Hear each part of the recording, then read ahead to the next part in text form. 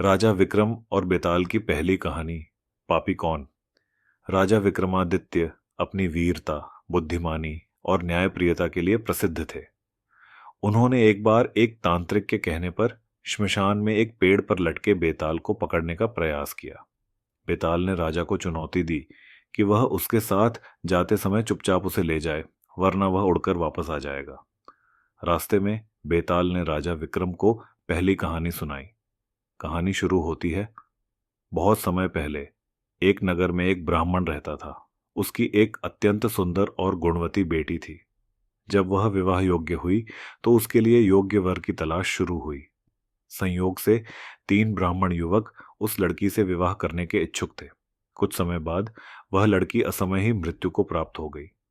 तीनों ब्राह्मण उससे अत्यधिक प्रेम करते थे और उसके बिछड़ने से अत्यंत दुखी थे।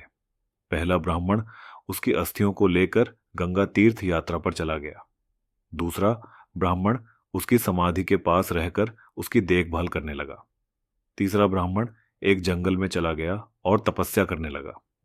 लड़की का पुनर्जीवन तीसरा ब्राह्मण तपस्या करते हुए एक दिन एक आर्षे के आश्रम में पहुंचा, जहां उसे एक मंत्र मिला जिससे मृत व्यक्ति को जीवित किया जा सकता था।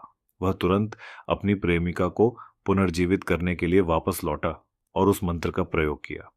लड़की पुनर्जीवित हो उठी। अब तीनों ब्राह्मण यह दावा करने लगे कि लड़की पर उन्हीं का अधिकार है। पहला बोला, मैंने इसकी अस्थियों को सुरक्षित रखा, इसलिए यह मेरी है।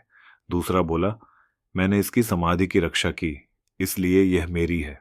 तीसरा बोला, मैंने इसे जीवित किया, इसलिए यह मेरी है। बेताल का प्रश्न। इतनी कहानी सुनाने के बाद बेताल ने राजा विक्रम से पूछा, बताइए, इन तीनों में से लड़की का असली हकदार कौन है।